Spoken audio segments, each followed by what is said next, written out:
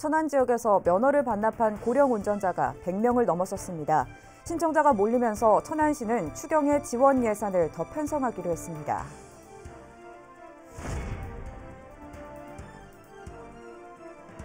만들어진 지 1년이 조금 넘은 세종시의 한 육교에 균열이 발생했습니다.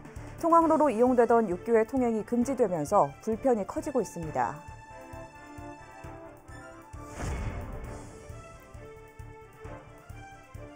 행복청이 세종시 신도시 태양광 발전을 확대하기로 했습니다. 올해는 수목원과 중앙공원 주차장 부지에 태양광 발전 공모 사업을 추진할 계획입니다. 여러분 안녕하십니까? 티브로드 뉴스입니다. 고령 운전자들의 교통사고 소식에 면허를 반납해야 한다는 목소리가 높아지고 있습니다. 일부 지자체들은 잦은 반납자에게 인센티브를 주고 있는데요. 천안시의 경우 예상보다 많은 반납이 이뤄지면서 당초 책정했던 예산이 바닥났습니다. 장동원 기자입니다. 농사를 지으며 20년 동안 운전한 지영이 할아버지. 2년 전부터 운전을 하지 않은 할아버지는 최근 고령 운전자들의 잇따른 사고 소식에 면허를 반납하기로 했습니다. 천안시는 지난달 1일부터 70세 이상 고령 운전자가 면허를 반납할 경우 반납 직전까지 운전을 했다면 30만 원, 그렇지 않은 경우 10만 원의 교통카드를 지급하고 있습니다. 섭섭해요. 예. 어떤 사람은 왜 반납했냐 그냥 놔두지. 아니 운전 안 할 빼냐고 놔두면 뭐합니까 올해. 도움 되죠 10만 원이라도. 현재까지 면허를 반납한 고령 운전자는 모두 112명. 천안시는 1,000만 원의 예산을 편성했지만 예상보다 많은 반납이 이루어지면서 예산은 이미 바닥났습니다. 오는 8월 추경에서 5천만 원을 편성한다는 계획입니다. 지금 현재 추세로 간다면 연말까지 약 5천만 원 정도가 더 소요될 것으로 예상을 합니다. 내년에 반납하신 분들한테 대해서는 내년 예산으로 집행을 해야 되죠. 하지만 현재까지 면허를 반납한 고령자 중 직전까지 운전을 했던 경우는 13명에 불과합니다. 시는 더 많은 고령 운전자들의 면허 반납을 위해 캠페인과 홍보를 해나간다는 방침입니다. 고령자 면허 반납은 관내 경찰서를 통해 할 수 있고 지원금은 천안시청 교통정책과에 신청하면 됩니다. 티브로드 뉴스 장동원입니다. 천안시가 하반기부터 찾아가는 생활 밀착형 보건복지 서비스를 확대 시행합니다. 시는 30개 읍면동 행정복지센터에 주거와 고용 등 공공서비스 종합상담 창구를 운영하고 서비스 대상 범위를 기존 대상자 외에 출산과 위기가구, 돌봄 필요가구 등으로 확대합니다. 또 행복키움 지원단을 활성화하고 방문 건강관리 서비스를 시행해 보건과 복지를 연계해 나간다는 방침입니다. 천안교육지원청이 지역 내 모든 교실에 대해 다음 달까지 공기질 측정을 실시합니다. 단설 유치원과 초중고등학교 등 130개 학교를 대상으로 하는 이번 공기질 측정에서는 총 부유 세균과 진드기, 소음 등 9개 항목을 측정하게 됩니다. 또 성면 건축물이 있는 학교는 비산 성면도 함께 측정합니다. 아산시가 외암 민속마을 저잣거리 체험장의 위탁업체를 경찰에 고발했습니다. 시 보조금을 이중으로 타내거나 부풀려 신청한 사실이 시 감사를 통해 드러났습니다. 송용환 기자의 보도입니다. 외암 민속마을 저잣거리에 있는 악기 체험관. 체험관의 위탁 운영을 맡고 있는 한 영농조합법인은 지난 2017년 시 보조금 1,200만 원으로 가야금 40대를 구입했습니다. 그리고 이듬해인 2018년 외암 민속마을 저잣거리 사업단에 9개월간 가야금을 빌려주는 대가로 500만 원을 받았습니다. 거래가 이뤄진 영농법인과 저잣거리 사업단은 동일 인물이 대표를 맡고 있습니다. 가야금은 서류상으로만 오갔을 뿐 사실상 보조금만 이중으로 타낸 겁니다. 현행 지방재정법은 보조금 사업의 실적 보고서를 거짓으로 작성할 경우 1년 이하의 징역 또는 1,000만 원 이하의 벌금에 처하도록 하고 있습니다. 문제는 이뿐만이 아닙니다.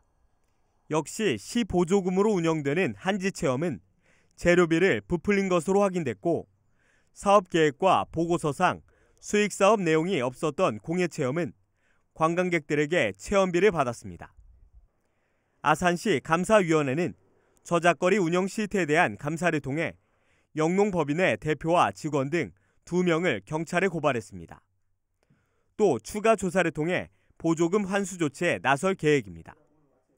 지도 감독을 소홀히 한 담당 공무원 역시 책임을 면치 못할 것으로 보입니다. 이 수사 의뢰한 사항은 일단은 수사 결과를 좀 지켜봐야 되고, 나머지 보조금 지적 사항에 대해서는 저희가 이제 보조금 환수라든가 관련자 문책 등 처분 수위를 결정해가지고 계속 추진을 할까 합니다. 이에 대해 영농법인 대표는 일부 서류 처리가 잘못됐을 뿐 고발 조치는 억울하다는 입장입니다. 또 문제가 된 보조금은 체험장 운영비로 사용했고 개인적으로 유용하진 않았다고 해명했습니다. 한편 이번 일로 저작거리 체험장은 운영이 중단됐습니다. 누구보다 저작거리 활성화에 앞장서야 할 사람들이 오히려 찬물이 끼얹은 셈이 됐습니다. 티브로드 뉴스 송용환입니다. 아산 지역 자원봉사자들은 봉사활동 중 상해를 입었을 경우 보험 혜택을 받을 수 있게 됩니다. 아산시는 1365 자원봉사 포털에 가입한 시 자원봉사자를 대상으로 종합보험에 가입했다고 밝혔습니다. 보장 내용은 사망 또는 후유장애 발생 시 최대 2억 원을 비롯해 입원 시 하루 5만 원, 골절 화상 50만 원 등입니다. 자세한 내용은 자치행정과로 문의하면 됩니다. 아산시 농업기술센터는 다음 달 3일부터 농기계 운전기능사 자격증 취득반에 수강생을 모집합니다. 교육은 10월 1일부터 6일까지 진행되는 이론교육과 8월 5일부터 23일까지 진행되는 실습교육으로 진행됩니다. 아산시 농업인 또는 귀농인이면 누구나 신청할 수 있으며 농업기술센터 홈페이지에서 신청서를 받아 농기계 대여은행에 방문하거나 이메일로 제출하면 됩니다. 모집 인원은 총 25명이며 선착순 모집입니다.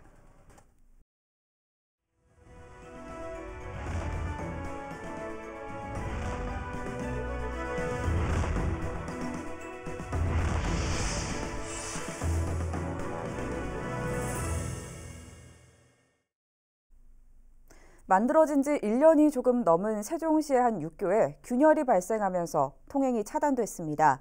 학생들의 통학로로 이용되던 터라 불편이 커지고 있는데요. LH는 인근 주상복합 건설공사 때문인 것으로 보고 정밀 진단에 들어갔습니다. 보도에 김장섭 기자입니다. 가재마을 9단지와 어진중학교를 잇는 보행 육교입니다. 만들어진 지 1년이 조금 넘은 육교 바닥이 쩍쩍 갈라졌습니다. 곳곳에 균열이 발생하면서 지난달 말부터는 아예 통행이 차단됐습니다. 보시는 것처럼 한 달이 넘도록 보행 육교가 가로막히면서 학생들이 통학에 불편을 겪고 있습니다. 돌아가야 하는 것도 문제지만 안전이 더 걱정입니다. 그러니까 안전하잖아요. 강 건너니까 여기 공사도 하고 그러니까 그래서 일로 다니는 걸 더 좋아하시는데 좀 위험하다고 일로 가지 말라고 옛날에도 하셨었는데 지금 여기로 다녀야 돼가지고 조금 불편해요. 균열이 발생한 원인은 인근 주상복합 건설공사 때문으로 추정되고 있습니다. LH 세종특별본부는 건설 현장의 흙막이 공사로 주변 지반이 교란되면서 육교에도 영향을 준 것으로 보고 있습니다. 이에 따라 정확한 원인을 파악하기 위해 안전진단 용역에 들어갔습니다. 아울러 협의를 통해 건설사가 흙막이 공사가 끝날 때까지 육교에 대한 안전점검을 지속적으로 진행하고 최종 용역 결과에 따라 보수 보강하도록 조치했습니다. 다만 학생들과 주민들의 통행 불편이 이어지고 있는 만큼 통행이 가능할 수 있도록 임시 보수 공사를 먼저 진행하기로 했습니다. 보수가 완료되면 6월 첫째 주에는 통행이 가능할 것으로 보입니다. 티브로드 뉴스 김장섭입니다. 정부의 신재생 에너지 비중 확대 계획에 발맞춰 세종시 신도시에서도 다양한 정책이 추진되고 있는데요. 그중 약 10% 이상을 차지하는 게 바로 태양광입니다. 지난해에는 태양광 발전을 통해 53억 원가량의 수익을 올렸다는데 현재 설치 현황과 향후 계획은 어떤지 짚어봤습니다. 김우순 기자입니다. 세종 호수공원 주차장에 설치된 태양광 발전 시설입니다. 이곳에선 시간당 약 1000kW의 전력이 생산됩니다. 또 세종과 대전을 잇는 자전거 도로에 설치된 발전시설에선 약 1900kW의 전력이 만들어집니다. 이처럼 세종시 신도시에 설치된 8곳의 상업용 태양광 발전시설과 공동주택 등 자가용 태양광 시설에서 생산되는 전체 전기 용량은 시간당 28.2메가와트. 이를 통해 지난해엔 연간 53억 원어치의 전력 판매 수익을 올렸습니다. 이는 4인 가족을 기준으로 약 10,000가구가 1년 동안 사용할 수 있는 전력량입니다. 주차장이나 자전거 도로 등 놀고 있는 공공유휴부지가 신재생에너지를 생산하는 발전소가 되고 있는 셈입니다. 공간 활용과 도시 경관 등을 감안하여 주로 도로시설, 배수지, 건물 옥상, 그리고 대형 주차장 등을 설치 부지로 활용하고 있으며 공공유휴 부지를 대상으로 다양한 제한사업 공모를 시행하고 있습니다. 당장 올해도 수목원과 중앙공원 주차장 부지를 대상으로 2메가와트 규모의 태양광 발전 공모 사업을 추진합니다. 특히 제한 공모를 실시함으로써 주변 경관과 어울리는 디자인 설계는 물론 전기 자동차 충전 기능 등 주민 편의 시설을 함께 설치하는 방안을 모색 중입니다. 중앙공원 주차장과 국립세종수목원 주차장이 서로 이렇게 붙어 있습니다. 따라서 세종수목원 관련 기관인 산림청과도 이미 협의를 마쳤고요. 이미 서로 통합하여 추진하기로 결정하였습니다. 한편 행복청은 오는 2030년까지 전체 에너지 소비량의 25%를 신재생에너지로 대체한다는 계획으로 태양광뿐 아니라 연료전지와 바이오 에너지 도입 등을 적극 추진하겠다고 밝혔습니다. TV로드 뉴스 김우순입니다. 오늘 낮 12시 47분부터 세종시 한솔동과 나성동 등에서 50여 건의 폭발음 신고가 접수됐습니다. 이에 따라 세종소방본부가 폭발음 원인을 파악한 결과 육군 제32사단을 통해 초음속 전투기로 인한 소닉붐으로 확인됐다고 밝혔습니다. 소닉붐이란 전투기 등이 초음속 비행을 할 때 생기는 충격파가 지상에 도달을 일으키는 큰 충격음을 말합니다. 세종소방서가 신규 의용소방대원을 모집합니다. 모집 인원은 남녀 각각 10명씩 20명이며 세종소방서 관할 지역에 거주 또는 상주하는 주민이면 누구나 지원이 가능합니다. 선발된 의용소방대원은 화재 경계와 진압 업무, 화재 예방 업무 등 지역의 안전을 위한 도우미 역할을 맡게 됩니다. 신청 방법은 오는 6월 7일까지 지원 신청서를 작성해 세종소방서 대응예방과 또는 각 119 안전센터에 제출하면 됩니다. 요즘 농촌 곳곳에 영농 폐기물을 효율적으로 수거하기 위해 공동 집화장이 설치되고 있는데요. 현재 세종시에도 30곳이 운영되고 있습니다. 그러나 일부 집화장은 수거가 제때 되지 않거나 관리가 제대로 이뤄지지 않아 오히려 농촌 미관을 해치는 것은 물론 2차 피해를 우려하는 목소리까지 나오고 있습니다. 관리 실태를 김우순 기자가 취재했습니다. 세종시 소정면의 한 영농 폐기물 공동 집화장입니다. 집화장 크기보다 훨씬 큰 폐기물 더미가 집화장 옆에 가득 쌓여 있습니다. 영농 폐기물뿐만 아니라 폐농기계와 일반 생활 쓰레기도 뒤섞여 있습니다. 이렇게 공동 집화장이 조성돼 있지만 정작 이곳엔 빨래가 널려 있고 영농 폐기물은 바로 옆 공터에 이렇게 산더미처럼 쌓여 있습니다. 또 다른 공동 집화장. 앞선 곳보다 상황은 비교적 양호하지만 폐기물 관리가 제대로 이루어지지 않는 것 마찬가지입니다.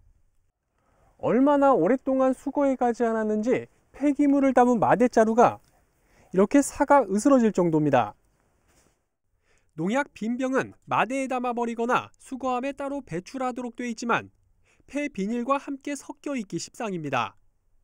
폐기물은 집화장을 넘쳐 흐르고 고물이 된 창호는 물론 썩은 농작물까지 온갖 쓰레기가 난무합니다. 아무튼 버리는 사람은 그냥 지나가다도 버리고 저기서 오다도 버리고 동네 사람도 갖다 버리는데 아주 시급해 죽겠어요. 나 우리 집 가는 길인데 냄새도 나고 그렇잖아요 사실. 이렇게 분리배출이 제대로 이뤄지지 않은 폐기물은 수거를 거부당하기도 합니다.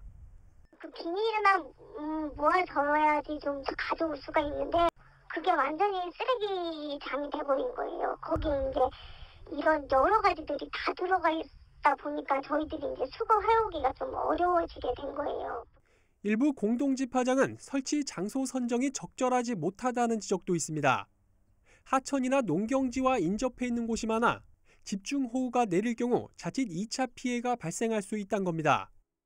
비가 오면 방치된 살충제나 농약병이 잔여물이 땅으로 스며들기 때문에 집화장 인근에서 농사가 이루어지는 것은 안전한 먹거리의 위험 요소로 보여집니다.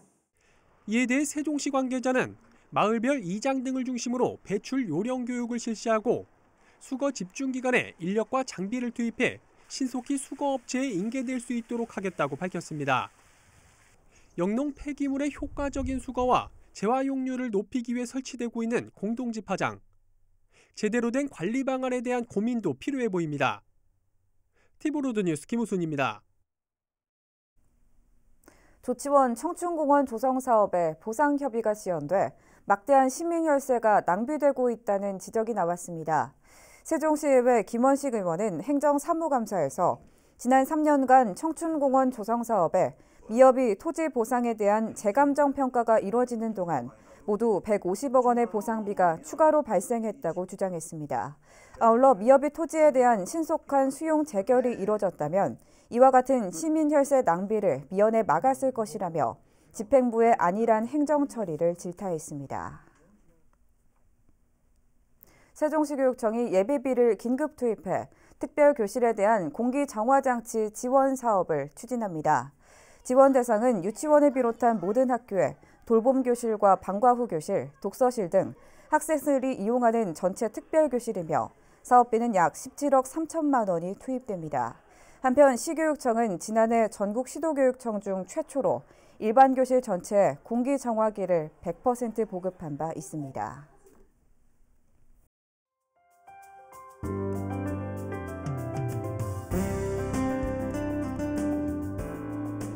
세종교육원과 세종시설관리공단이 마을과 협력하는 교육 플랫폼 구축을 위한 업무 협약을 체결했습니다. 김부겸 전 행정안전부 장관이 다음 달 3일 낮 2시부터 세종시 아름동 복험 대강당에서 우리 삶을 바꾸는 지방자치란 주제로 강연을 할 예정입니다. 세종시가 베어트리파크에서 지역혁신협의회 워크숍을 열고 협의회 운영 활성화를 통한 국가균형발전 실현 방안을 논의했습니다. 이어서 우리 지역 구인 구직 정보를 알려드립니다.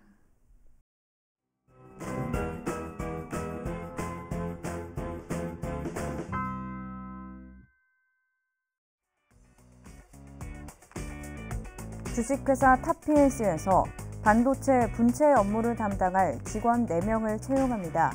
우편 팩스 또는 이메일로 지원 가능하며 문의사항은 041-562-7785번을 통해 안내받을 수 있습니다.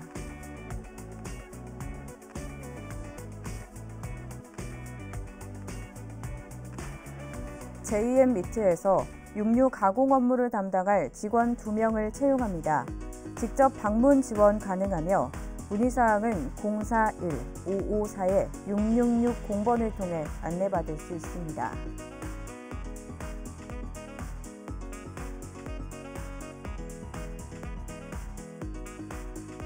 주식회사 DMS에서 시설관리 및 미화 업무를 담당할 직원 3명을 채용합니다.